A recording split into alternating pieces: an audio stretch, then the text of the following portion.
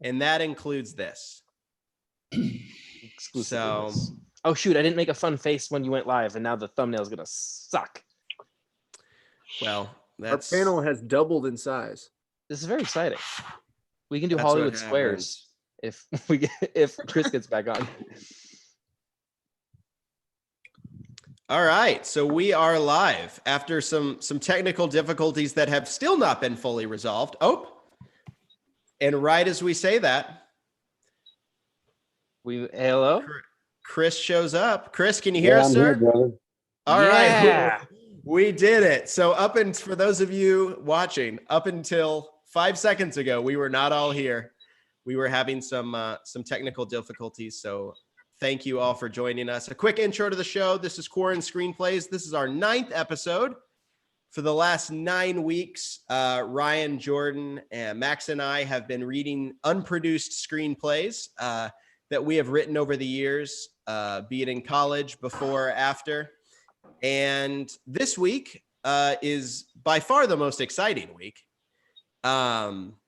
We are reading We Three Kings, which is a sequel to a short film that we made in college called The Kings.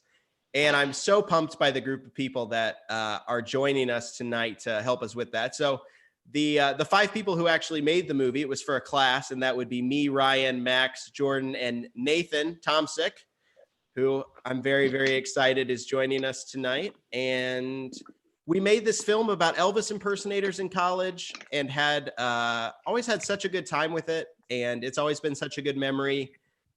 And for some reason, Max and I up and wrote a sequel to it this year. And the cast and crew has scattered to various parts of the United States, but a bunch of us are joining back tonight to read this sequel. So the people here with us tonight, Matt Chrisman, Jason Smither, Chris Abel, Alex Ray. Guys, thank you so much for coming back to do this. Thank you. It really felt like a long shot when we started writing this. I was like, this only works if they're willing to come back. So the fact that you guys did that really means a lot to all of us. So thank you. Thank you. You're welcome. I appreciate it. Thank you. So yeah, I just want to go back a little bit and talk about the experience of the first film. I'm sure we still have some people joining us since we got on a little late.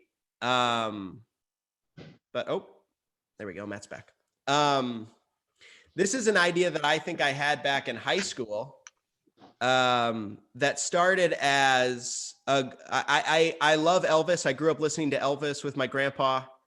And so I've always found him to be a really, really fascinating figure. And at the same time, I find the job of an Elvis impersonator to just be a funny job. That's just a very funny thing for someone to do. It's so interesting and visual. And so I always thought that's just a great, those are just great characters to put in a movie. I don't know what the premise is beyond that. And so I had this idea. I mean, the first image in the original film is just of a toilet on a stage. And that was the first image I had. And I was like, I just want to write a movie about a group of Elvis impersonators who get fired from a show. And then something happens. Originally, it was they become criminals. And then somebody thankfully told me that is a bad idea for a movie. Don't do that. That does not have the legs. And so we wrote it about one of them being convinced that Elvis Presley is still alive and them all going on a journey to find that. And through that, we threw in an Elvis cult, all these sorts of different stuff. And this is the group of people that kind of brought that to life. So it's fun to have all you guys back. I'd love to hear a little bit from the actors first. Like I said, so grateful you came back. Just what the experience was like working on that. Cause we all made it when we were in college. It's not, I'm sure we felt cooler than we were at the time. So yeah, we can just reminisce here for a couple minutes. Well, actually, Max, let's go to you because this was you directed it. I did. And you were super confident about it from the beginning. Well, that's not true. I know. I'm teeing you up. Yeah, no, it was. I was thinking about that today when we were going to read it, remembering that the how stressful the entire experience was. Like I remember every every day, like we'd wake up and I was like so terrified that I wasn't going to get the thing. Nathan, as the wonderful DP, was so helpful at just like calming me down and be like, no, we'll get this shot, this shot, this shot. And then we made it out alive and we called cut, and I was like, that was the best thing ever. Yeah, it was a lot of fun because it was definitely the biggest project I'd ever done. And it was the first time that I'd really seen something I'd written translated to the screen in a semi competent way. And so much of that is due. Yeah, I mean, Max, that's a good call out. Nathan is really the unsung hero of that movie. This movie does not come together in a cohesive manner without Nathan. That is 100% true. That's very generous. But we also got really lucky with actors that all elevated reasonably mediocre material. So Matt, we were talking about your audition specifically before everybody got on. Oh, yeah. Max, just talk a little bit about I just remember we were like just blown away immediately. Like that one specifically, I'm sure we were coming off of, like it hadn't been maybe the best day of auditions. And there was probably a little bit of discouragement. And I just remember Matt coming in and that being the moment where we were like, oh, this movie might actually work. Like, this is such a specific character, like an Elvis cult leader. Like there's this very specific gravitas that has to be brought to that. And I remember Matt reading and all of us just kind of looking at each other like, we play it cool. Play it cool. Don't get too excited. Max, you were saying something about like, we were very much like, we need to give people notes. Well, we were taught, like in class, they were like, here's how you give notes, to have them read it a different way. And you read it. I remember being like, do it maybe just like one more time, but like maybe angrier, and no one knew what to do. I kind of do remember that. I feel like I had a decent take on it, had a little bit of anger or whatever, and you guys looked at each other and you were like, okay, amp it up a little bit. And so I just went crazy with the on your knees. And I remember walking out of the room and the other people who were in the lobby or whatever just staring at who was the guy who was screaming. That was me. That was definitely me. Because I wasn't in there, I was just greeting people, so I just heard that eruption of like acting. I was like, "Whoa, that's awesome!" It all worked out. Yeah, and then it's also, it was in such a small portion of the film that you're in. So I knew when we were coming back around to do this, we're like, that character has to come back because that guy is super interesting. And I want to know more of what that story is. So I'm excited to read this tonight and sort of flesh that character out a little bit more. So let's well, without further ado, let's get ready to get going. We're gonna go around the horn real quick and say what we're all playing to give people a sense of who everybody is and get familiar with it. So I will be, as per usual, I'll be reading the scene description. And I don't have a copy of the script. What'd you say, Chris? I don't have a copy of the script. Oh, that's awesome. We should get that then. It's in your Facebook Messenger. It should be the most recent thing there. Man, this is a true table read right here. Everybody, some people reading for the first time. Well, we can wax poetic about the glory days for a couple more minutes. Jason, there's one thing that I have a memory of you doing the movie and it being kind of a different role for you than you'd played previously. Talk about that. Oh, I was just going to say that.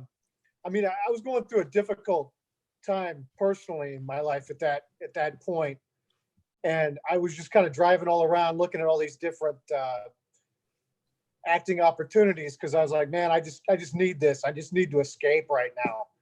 And your guys was one of the ones that came up, and I knew I've done enough college auditions to know that they tell you guys to do that stuff too. About Yeah. you know, so sometimes I just laugh because I mean you guys hear what you love to hear, but then your teachers have told you, well, see if they can take direction by having them do something completely different, which is just funny. But yeah, so I didn't really know anything about the part. I mean, I don't think you really showed anybody all the entire script. We thought we were a Marvel movie or something. Yeah, exactly. The arrogance that requires. I was looking at it for the first time, and it's like, okay, these guys are Elvis impersonators. That sounds wacky. I mean, that's crazy. and I still had no idea what I was going to be in for when when I actually got the whole thing. But I loved it. Was whimsical. We had so many different wild locations. You had all these little really cool, intricate characters and their backstories. And it was really wild. I was really blown away by what you guys put together. And I've told Austin this. It's one of the movies because I end up getting cast as a thug or a police officer or military or something like that. So it's usually violent, screaming, profanity-laced movies that I'm not able to show my kids. But I did get a divorce, shortly after that. And my youngest daughter, she was like 10 at the time, and she couldn't be with me all the time, but she did have a copy of The Kings. And she said whenever she missed me, she would actually watch that because she could see it, and see Daddy there. And I mean, that really meant a lot to me that I had something I could show her, and we could still connect even though we were apart. So, dude, I no joke. When you messaged me that, I don't remember what we were talking about. But I was just crying. Like it is special to think that like this was incredibly special to us. Like we made it, it was like one of the last thing a lot of us did together in college. I was a junior, but you guys were seniors. Yeah. And so it was an incredibly special time to us, but to know that it meant something to someone besides us is, it's just very, very sweet to hear. So I appreciate you telling that story. While we're still waiting for Chris to show back up, I have sort of a little shrine behind me that I've put together for just of things related to the movie. One of the things that actually happened with the movie was we were nominated for a regional Emmy, which was super exciting, and we lost. We did not win, which was a disappointment. But the official Emmy Twitter account incorrectly tweeted that we had won. So I took a screenshot of it and I printed it off and framed it, of them saying that we'd won when we had in fact lost. So I just that seemed appropriate to have back there. And then I have a DVD copy of the film. Who knew that DVDs would be completely irrelevant by the time that we were really into that. Definitely never watched that. I just have some Elvis things. One of the very funny outcomes of this movie is, like I said, I love Elvis. I grew up loving Elvis, but people think that people buy me Elvis things. They text me photos of Elvis things. Even all these years later, people are pretty convinced that Elvis is like an obsession for me. So it's really funny to see that I still get stuff. That I still get stuff about it. So this was a gift somebody gave me at some point. And then at the Envision Film Festival, we did win the Audience Choice Award. That's up there. And then this is the cape that Elvis wears at the end of the film in if ever there was going to be an iconic shot from the movie, if I got to decide what that is, it's probably him running with that cape on. So, Chris, do we have you back, buddy? In a second. You guys go ahead and start, and when I come back in and get it, then I'll pick up. Somebody else. No, really, till I get it. Okay. All right. Well, John Bruner, who taught the class that this was made in, was our executive producer, is messaging me. He's on. First of all, John, thank you for watching. Does he have advice about the technical difficulties? There is. I mean, if anyone would know what to do, it would be him. But he said we should have won that Emmy, and that's really what matters to me is whether Wow. John Controversial. Taking a stance. But I do want to say that there are several things in this script that would not exist without John's suggestions. For those of you that haven't seen it or it's been a while, I did post the link for you to watch it if you want to watch it after or whatever. But sort of the end of the movie, which actually just happens to be the beginning of the movie we're about to start reading. Elvis is running out of a theater. They've returned to the old theater that they've been fired from, and they're stealing back the costumes that they had. And as they're running out of the theater, Lionel, who owns the theater, runs out after them and scream, because Chris's character's name is Elvis, and screams, "You're a dead man, Elvis." And his response is, "You can't prove that," which is sort of a little play on words. And in the original script, I think I did that very differently. I think his response was, "I know." And so it was a completely different, in my mind, I had this idea that by the end of the movie, Elvis had kind of accepted that Elvis was dead and was moving on. But John so astutely pointed out that it was a more interesting arc for him to still have that hope at the end and still be chasing that. So I'm super grateful for that, because if John hadn't suggested that, I mean, we wouldn't be reading this. It really would not have been set up for a sequel in quite the same way. Hey, I'm up and running, man. You ready to go? Yes, we are ready. So without further ado, we're going to jump right into We Three Kings, written by myself and Max Romanowski. All right. Exterior theater day. Lionel exits the theater chasing Elvis. Ty and Gail cheer loudly. Woo. Who? Well, this is off to a great start. We're off to a fantastic start. Who's playing Lionel? I can play him. I can just say it. I have it down as Nathan. Oh, okay. Oh, he probably didn't get that text either. Ty and Gail cheer loudly. Woo! Yay! You're a dead man, Elvis. You can't prove that. He hops in the RV. Gail slams on the gas pedal. The RV roars away.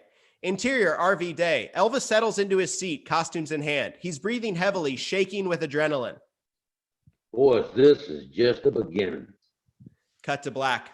Fade up to exterior grocery store night. Super, 4 years later. A light snow falls outside a grocery store, gently obscuring the shoppers rushing in and out, all of them ignoring Elvis, a few years older and a few pounds heavier than the last time we saw him, cheerfully ringing a bell for the Salvation Army. Merry Christmas! Merry Christmas! Merry Christmas! Merry Christmas! Eventually, a little girl walks up to him and drops a fistful of change into Elvis's bucket. Thank you very much, Mary. Do I get to tell you what I want for Christmas now? The girl's father steps in. Sweetie, he's not Santa. The girl looks disappointed. No, it's okay. He drops down to one knee, now eye to eye with the child. What do you want for Christmas? She thinks for a moment. I want to see all my friends again. Elvis smiles, tears forming in his eyes. Interior living room night. Elvis settles into a ratty recliner that looks like it came with the house. He blows on a mug of hot chocolate. He grabs a remote and flips on the TV. It's a Wonderful Life is playing. Elvis rolls his eyes and changes the channel to Miracle on 34th Street. He holds up the Elvis mug he's drinking out of and talks to it. Why didn't you ever make a Christmas movie? Click, new channel. It's the news. A young reporter is standing in front of a familiar white mansion. Thank you, Ryan. It's a blue Christmas indeed for the king of rock and roll, as his famed Graceland mansion was burglarized earlier tonight. No word yet on what was stolen or how the perpetrators gained access to the heavily guarded estate. Elvis turns to the phone on the end table next to him. Interior, the jailhouse, night. A phone rings behind the bar of a charming Elvis-themed dive. A hand grabs the phone. We pan up, revealing that the hand belongs to Gale. The jailhouse. He listens for a moment. Whoa. Okay. Slow down, Elvis. Say that all again. His eyes widen. He reaches under the bar and retrieves a remote. He quickly changes the bar's lone TV from a hockey game to the news, eliciting a barrage of angry shouts from the bar's patrons. Shut up! Oh.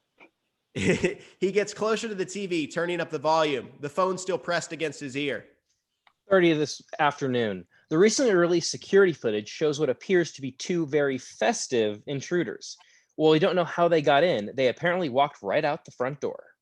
Grainy security footage of the robbery is shown on screen. Two people in Santa costumes exit through the front door of Graceland, duffel bags in tow. Memphis police say they currently have no suspects and urge anyone with information on this crime to call this number immediately. We will keep you updated as the story develops. Yeah, I see it. Have you called him yet? Interior, chapel, night. A young Elvis impersonator stands at the front of a kitschy Las Vegas wedding chapel. Do you, Andrea, take this man to be your hunk of burning love? I do. The Elvis pastor turns towards the groom, now revealed to be Ty, in an off-the-wall Goodwill rack tuxedo. His phone buzzes in his pocket unnoticed. And do you, Tyson, take this woman to be your long, tall Sally? My what? It's just, I think it's another Elvis song, I'm pretty sure. Oh, then hell yeah. And so, by the power vested... They're already kissing. A lot. Exterior, chapel, night. Ty and Andrea are trying to hail a cab outside the chapel. Andrea is wearing Ty's jacket. I'm not even sure Long Tall Sally is an Elvis song. Maybe a cover. Does it matter? Do you have my phone? Andrea fishes Ty's phone out of the jacket pocket and hands it to him. He unlocks it and starts scrolling. I'm thinking someplace warm for the honeymoon. You ever been to Tennessee? Interior, car, day. Elvis and Gale bounce down a highway in a cramped car. Gale is driving. Elvis is sleeping. Out the window, they pass a sign. Memphis International Airport, 1.25 miles. Exterior, airport, day. Gale slowly coasts along the busy curb of the arrivals gate, careful to avoid the dozens of idling vehicles and reuniting families. There. We see Ty and Andrea up ahead, waiting on the curb, suitcases at their feet. Gale pulls up next to them and puts the car in park. Gale and Elvis hop out. Hey guys. The three of them share a slightly awkward but entirely sweet group hug. Elvis, Gail, this is Andrea, my wife. Sort of. Sort of. We aren't entirely sure how legal the proceedings were, but nice to meet you guys. Ty has told me so much about you, like so much. She shakes their hands. I'm just glad this big shot hasn't forgotten who we are. Come on. Being a featured extra in one episode of Young Sheldon doesn't make me a big shot. He's right, Elvis. I'm sure there's another explanation of why Ty hasn't been returning our texts. He turns to Andrea. Sounds like you've heard a lot about us, but I can't say I've heard anything about you. Yeah, that one's on me. Let's get some chow and all you can get to know each other. All right. Sounds good to me. What's everybody in the mood for? Interior, rock and roll cafe, day. The gang sit around a table in a crowded restaurant, polishing off the final bites of their peanut butter and banana sandwiches. Oh my God. Good, right? Better than good. I can see why they were his favorite. And I can also see why he had a heart attack on the toilet. They all laugh. Andrea, you're positively delightful and entirely too good for Ty. No argument here. But I think it's high time we discuss the real reason we're all here. As a waitress whisks away their plates, Elvis produces a worn brochure from his pocket and spreads it out on the table. Graceland visiting hours end at 5, and the last tour goes out at 4. Gale checks his watch.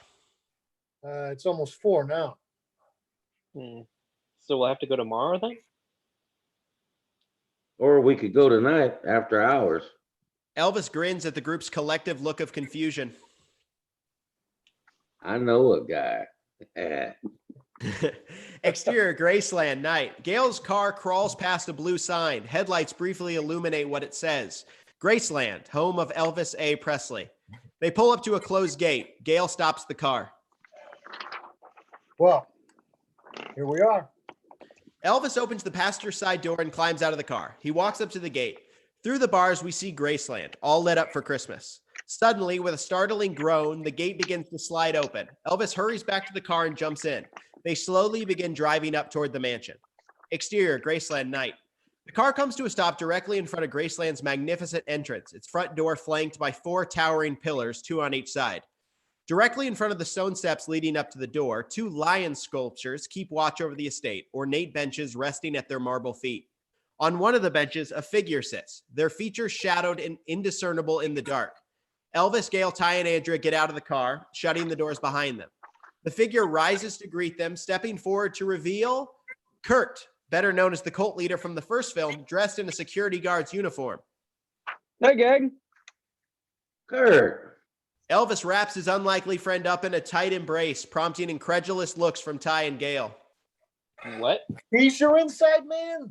Am I supposed to know who this is? Oh, yeah. Sorry, babe. He's a cult leader. Was A cult leader. It was a while ago.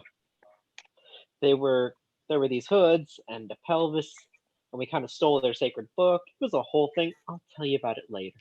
What the hell are you doing here? I work here. After our little run in, I finally got the stones to go check out the King's Inn for myself, and well, you know how that story ends. Last summer, I ran into Kurt during my biannual visit here. We've kept up with correspondence of sorts since then. He turns back to Kurt. Thank you for getting us in on such short notice. Can we go inside? No problem. Oh, okay, by a show of hands, who's been here before? Only Elvis raises his hand. Well, you're in for a treat. Interior, Graceland night. Kurt leads the group through Graceland's famously flamboyantly decorated billiard room.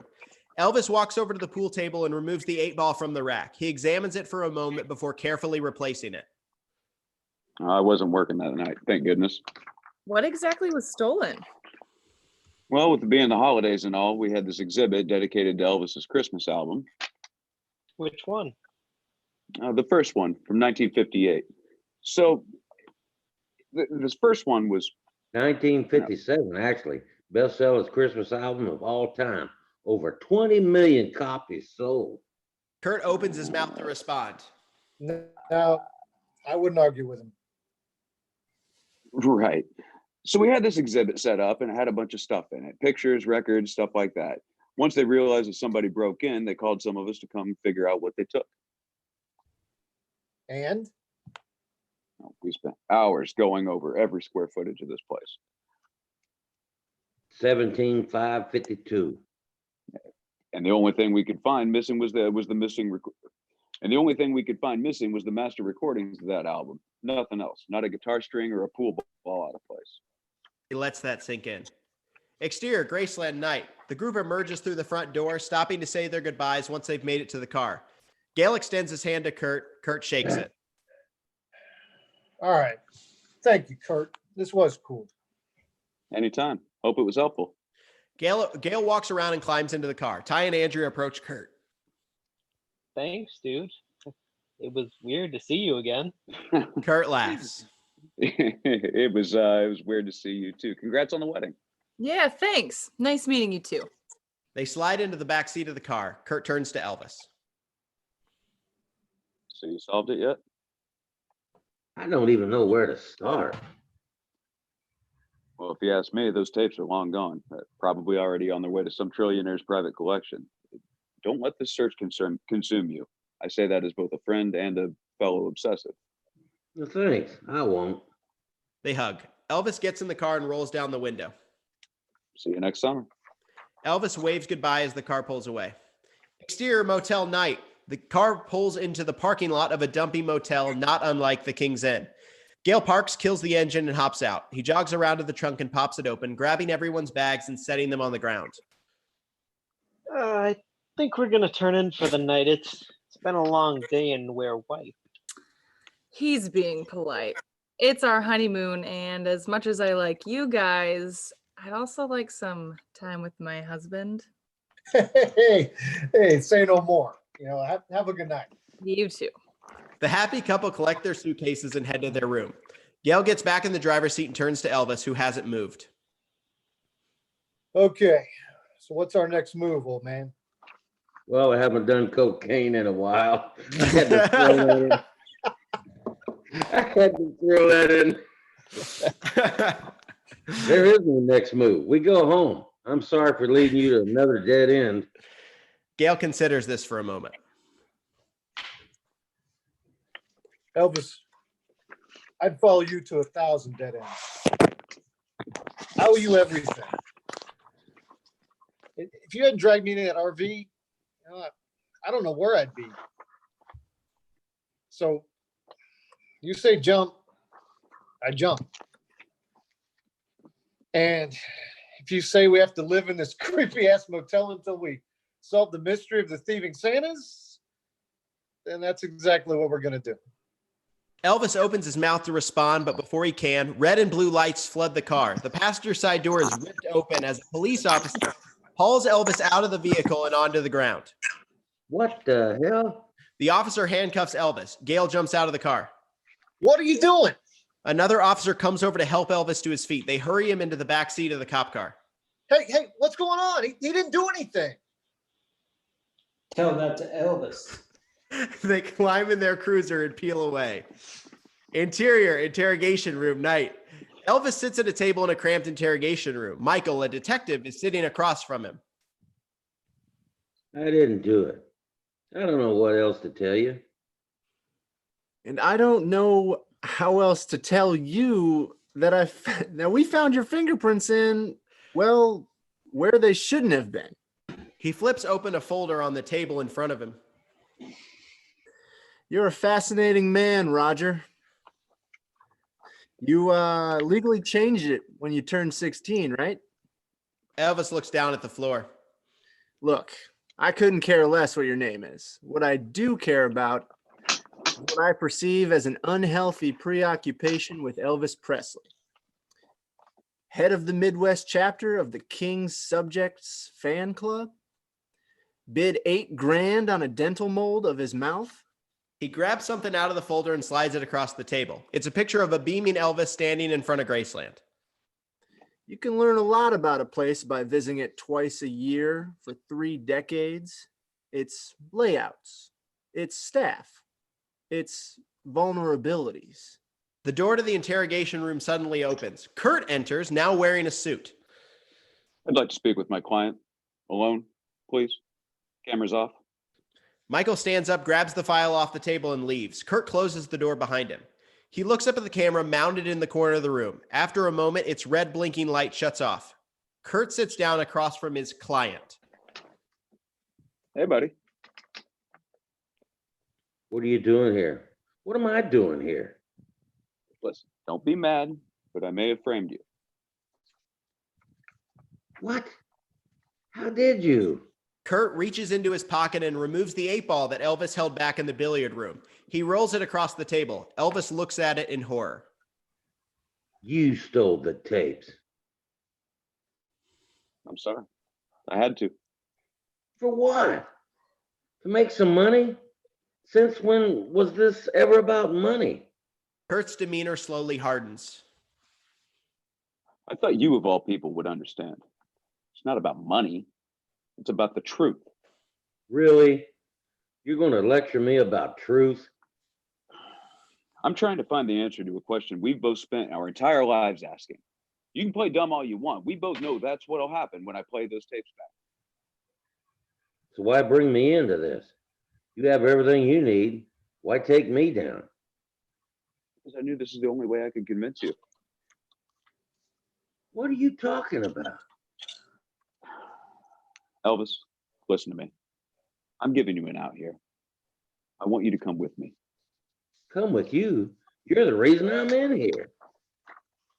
Doesn't have to stay that way. I tipped off the cops to your prints, but let's just say there's 2 more sets back there they could find. With the proper nudging, of course.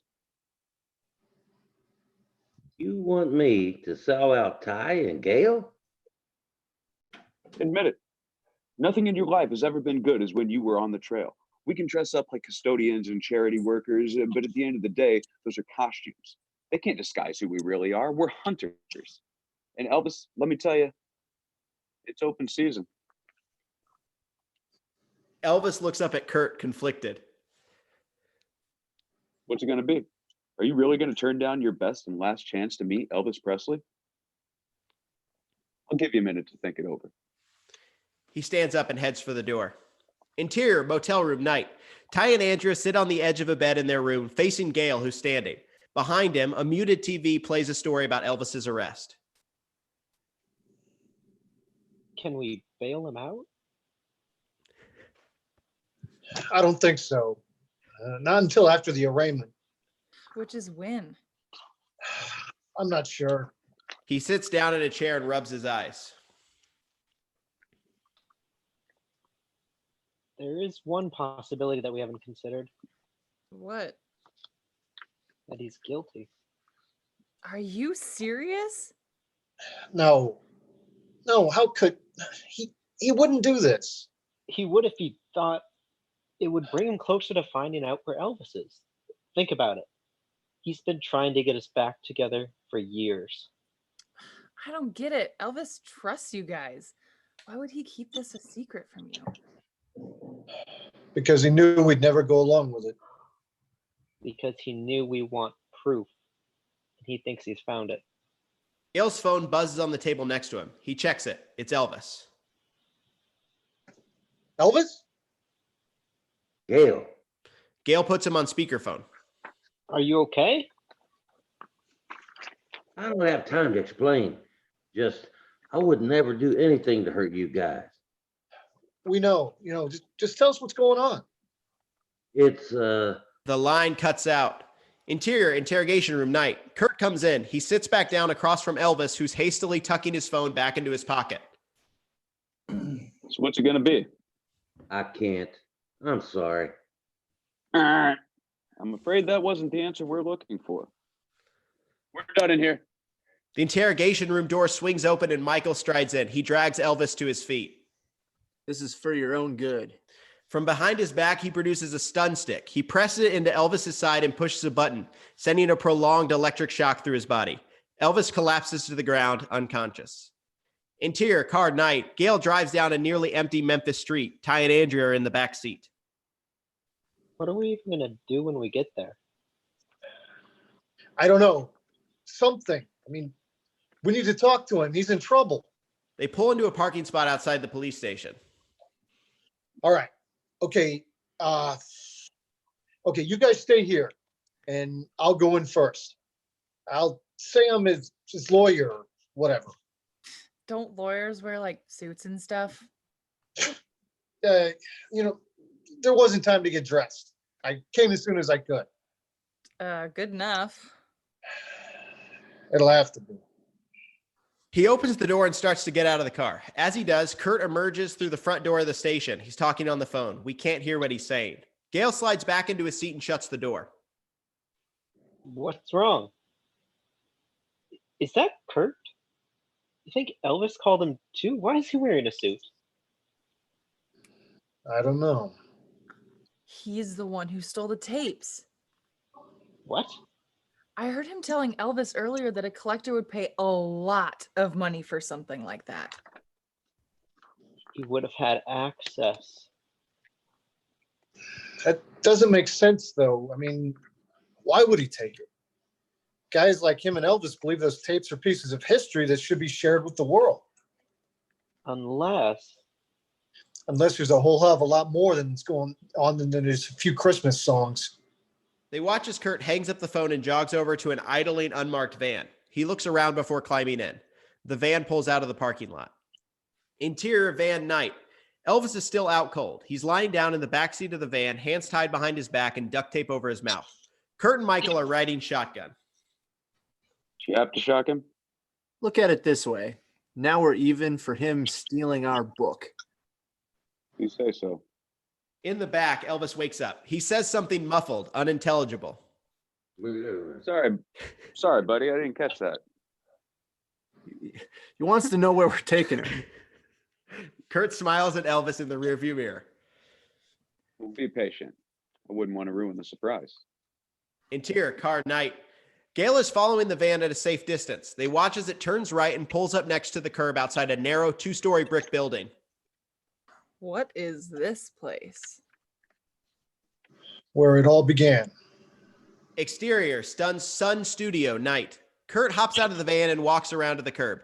He pulls the side door open and helps Elvis out while Michael fiddles with the front door lock. Elvis cranes his head back to look at the 10-foot-tall guitar mounted over the entrance. He's speechless. Then the Lord said, "Do not come near. Take your sandals off your feet, for the place on which you are standing is holy ground." Michael finally gets the door open. After you. Kurt leads Elvis into the building. Interior, Sun Studio, night. Kurt and Elvis stand in the middle of a large room surrounded by instruments and musical equipment. Various Elvis photos and paraphernalia adorn the walls. Just think, 60 years ago, he was here, right where we're standing, and nothing was ever the same. What would he say if he was standing here now? He'd say, "Thank you. Don't you see, Elvis? This is what he wanted. This was the plan. This is why he left us these." He reaches into the duffel bag at his feet and pulls out one of the tapes. Don't you want to know what they said? Michael wheels in a large open reel tape player. Don't you want to know that it wasn't all for nothing? He hands the tape to Michael and reaches back into the bag for the rest. They begin hooking them up to the machine. We hear someone coming up the stairs. Michael reaches for his stun stick right as Ty and Gail enter the room. No need, Michael. It seems only right that they're both here for this. Give us the tapes, Kurt. Whoa, I'm getting some serious deja vu right now. See, I have something you want, and you think I'm just going to hand it over to you. I seem to remember that working out in our favor last time. We know what you're going through. Just hand it to No, me. Come you on. don't. Leave Rock Springs together. Walk out of that motel room with nothing. You are not going to take away the one thing I have left. He goes to press a button on the tape player. Elvis grabs his arm. Wait, what if you're wrong? I'm not. He shrugs Elvis off and presses the button. The reels begin to slowly spin backward. Suddenly, Elvis grabs Michael's stun stick from his belt and presses it against the machine. He gives it a shock, eliciting a barrage of sparks from it as the tapes speed up and then stop moving. What the hell did you do? This is for your own good. You're going down for this. You're all going down for this. You think I can't pin this on you? I have all your prints. You think I won't plant them like I planted Elvis's? He stops, breathless with rage. Thank you, Kurt.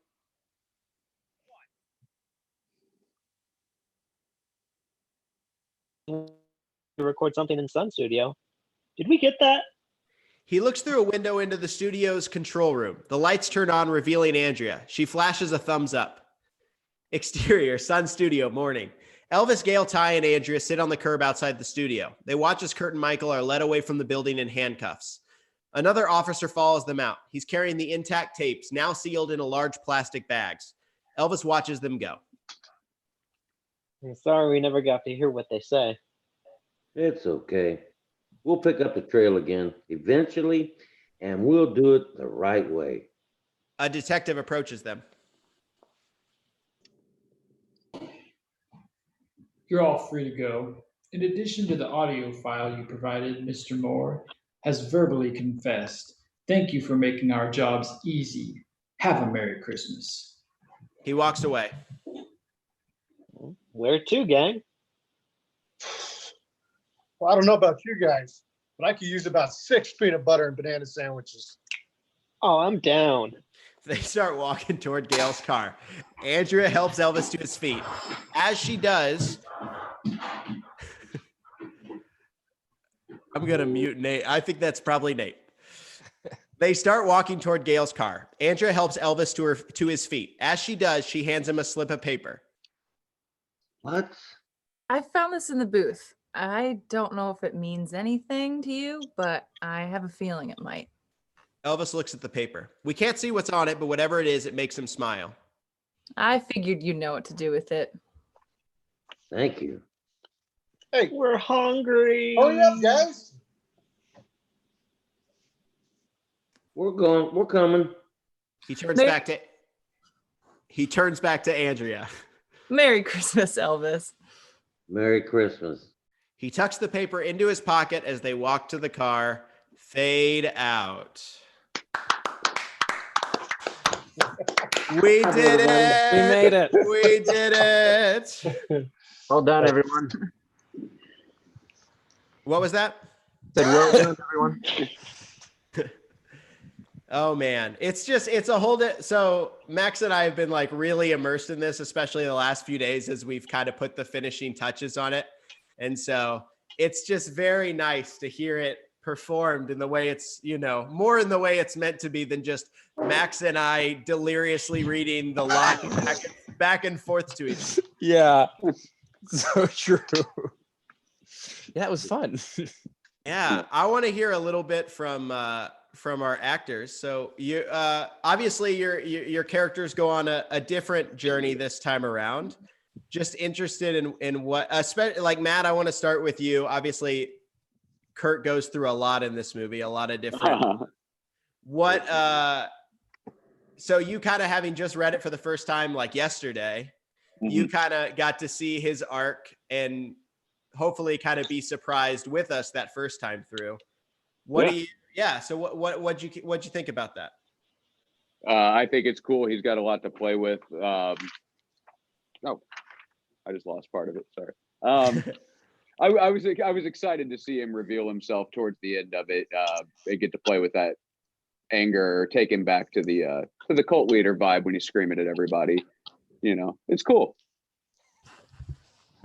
I think that as we went, we were more and more, we were like, we've got to give him stuff that like we want to hear him just really sort of ham it up and really go for it.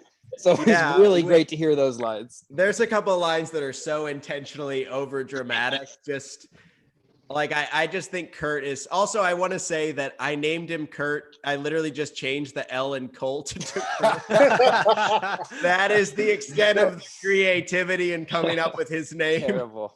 That's really funny. That's good. I was like, what's his name? And that's where that came from. But yeah, there's a couple lines like, especially in the first movie, there's a lot of language that we pulled that is very kind of biblical in that scene where in the cult scene when he's talking about Elvis. And so we just thought like just taking that to the next level and literally just having him say a Bible verse, just this sort of like religious fanaticism that they feel for Elvis. Those were just like we just had some ridiculous lines that we were like, Matt's going to pull them off. And I just want to hear how he goes for it. So I hope I didn't let you down. No, it was fantastic. And Jason, like the moment I also want to kind of point out, I don't want to keep everyone on here too much longer, but the scene with you and Elvis in the car talking to each other and Elvis apologizing for kind of leading you down another path. And your kind of little like, I'd follow you anywhere, man. I really like that scene because I think as Max and I talked about it, that's sort of like the thesis statement for these movies as a whole. Like we really wanted to make movies that are just about like friendship and supporting the people that you love, even when they're being kind of crazy. And so you just did that so well. And I just feel like that's kind of that's the whole point of the movie is just kind of in that line right there. So I wanted to call that one out specifically. Yeah. I mean, my favorite part of my favorite moment, I think, between the three boys and the Kings was that there at the end where, he brings, Elvis is completely, upset and destroyed. And then they bring the folder with all the the documentation, and they're just showing they care, and and how, and they're up for the chase as well. So yeah, no, I love that whole theme. Yeah. I have to Well, say, Chris with the most improvised line of the decade, bringing Gone- it back. Going I back to the know. first film. So in the first film, that might have thrown something. Chris, that was amazing. There's a very similar exchange between Gail and Elvis, where Gail says, like, "What's next?" and Elvis's response is just, "Haven't done cocaine in a while." I never even thought to put that back into that Yeah. exchange. That makes me so happy. I had just taken a big drink of water too. I'm gonna lose it on camera. Yeah. So, thank you guys so much for joining us. This really means a lot. It's a lot of fun to just hear you guys do it, and just be ready 4 more years from now. I would be lying if I didn't say that Max and I have discussed what the trilogy capper would be. So there's one more Kings movie still floating around in our heads somewhere. Hey, you said there was a fun fact or something that you were saving? Oh yeah, Yeah. today- Oh my goodness, well, Max. Yes, Max yesterday- told us this. Didn't so. even plan for this. Yesterday was the 4-year anniversary of when the short film The King screened at Taylor University. Hey. Entirely unintentional. Yeah. Max texted me that today, and I was like, "You have got to be kidding." That's great. That's cool. So it was an accidental timed out reunion. Everything was a lot of fun. Well, thank you guys. We really, really appreciate you joining us. And there's whenever I write anything, and whenever I think about what I'm going to write in the future, stuff with the Kings always comes back. We have ideas on how to make it a feature. We have ideas on how to make it a TV show. It's just such a fun idea. You guys are so much fun to hang out with and work with. So who knows? I'd love to see this have legs beyond just this someday. See what happens. Because I just, there's something about this story more than anything else I've gotten to be a part of has always kind of drawn me back. So I really, really appreciate you guys being game and joining us for this. So. Absolutely. Definitely. Thank you for having me. I absolutely loved it. This was very cool. Thank Yeah, you it guys was so great. I had a much. good time. Awesome. So thank you for watching. We did it. We got double-digit viewers. We did it. We finally did it. We're so proud. So thank you so much. And we'll be back next week with something. I don't know what it'll be. So thanks, guys. Later. All right, take